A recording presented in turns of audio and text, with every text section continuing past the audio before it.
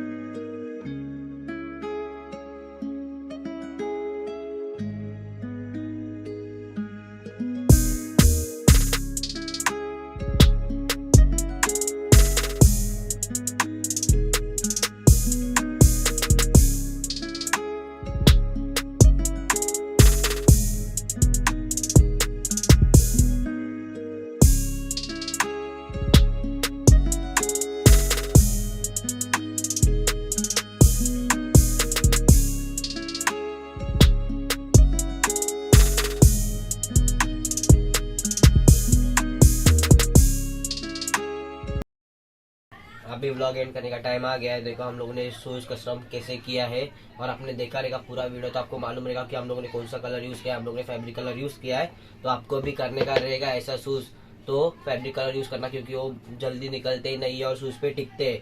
तो मैं तो इतना ही बोलूंगा कि आपको फैब्रिक कलर यूज करना चाहिए, क्योंकि वो बहुत अच्छा रहता है। और आपको मेरा व्लॉग अच्छा लगा रहेगा तो लाइक करना, कमेंट करना और शेयर करना, और मुझे कमेंट सेक्शन में जरूर बताना कि आपको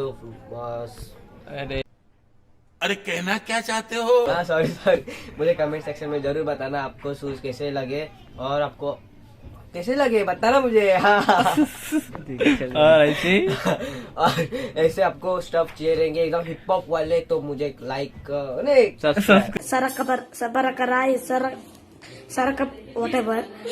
Please, I want to reach 1 million likes.